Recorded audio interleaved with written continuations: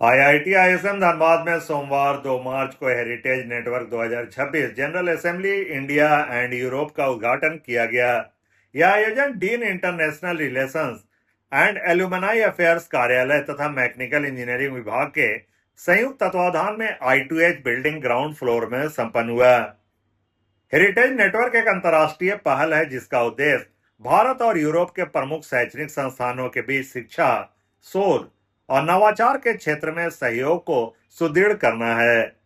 वर्ष 2026 की general assembly की मेजबानी इस बार आईआईटी आईएसएम धनबाद कर रहा है।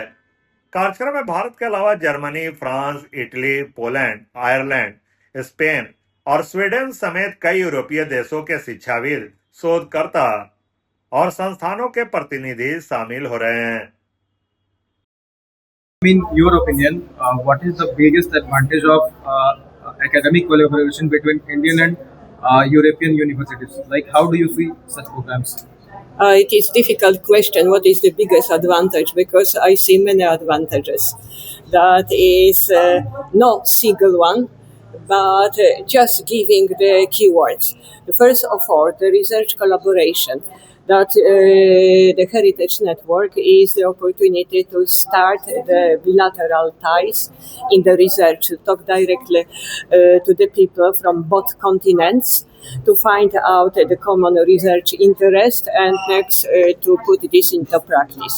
This is the first thing. The second thing is the academic collaboration.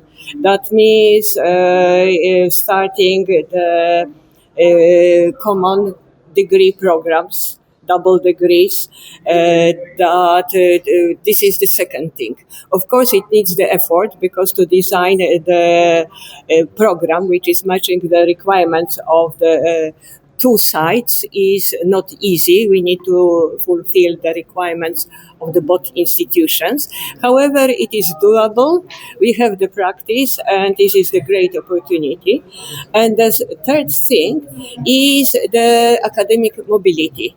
The academic mobility besides of studying, academic mobility of the researchers and also the students outside of the double degree programs, because the students always can arrive to the country, to another continent, and to learn another way of teaching, another culture, which is very important. That from our observation, having the international exposure, it is helping a lot in the future careers. उद्घाटन सत्र में संस्थान के उप professor doctor धीरज कुमार ने स्वागत संबोधन दिया। वहीं डीन IRAA ने अंतर्राष्ट्रीय सहयोग की संभावनाओं पर प्रकाश डाला। हेरिटेज नेटवर्क के प्रेसिडेंट और वाइस प्रेसिडेंट ने भी अपने विचार रखे। टाइम एसोसिएशन और डबल डिग्री अवसर विषय पर विशेष व्याख्यान आयोजित किया गया, जिसके बाद अंतर्राष्ट्रीय प्रतिनिधियों के साथ संवाद सत्र संपन्न हुआ। गण आ नहीं पाए हैं क्योंकि जो अभी प्रॉब्लम हुई है, बहुत सारे लोग की फ्लाइट कैंसिल हो गई, तो कम से कम 3-4 हमारे पार्टनर जो यूरोपियन पार्टनर हैं वो लोग नहीं आ पाए, तो वो लोग सभी लोग ऑनलाइन ज्वाइन करें। आप लोग लिथियम आयन के संदर्भ में भी कुछ रिसर्च कर रहे हैं?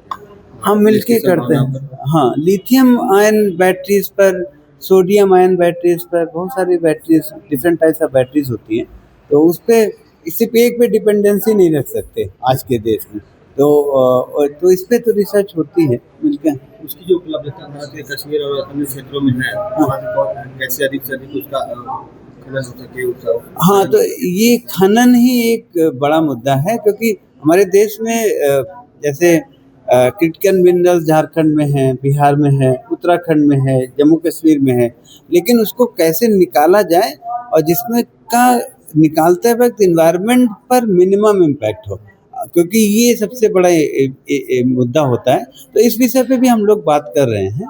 सर, बिहार में किन किन क्रिटिकल मिनरल्स की संभावनाएं सबसे अधिक है और उस पर काम हो तो कम कॉस्ट में निकाला जा सकता है, पर्यावरण को भी नुकसान ना हो? 17 प्रकार के क्रिटिकल मिनरल्स इंडिया में पाए गए हैं। मुझे एग्जैक्टली तो नहीं पता कि बिहार में कौन सा है, लेकिन अधिकतर ये सारे मिल के रहते हैं, तो इनको निकालना और फिर उनको आपस में सेपरेट करना, ये टेक्नोलॉजी क्रिटिकल है और इस पर भी बहुत सारी शोध की आवश्यकता है।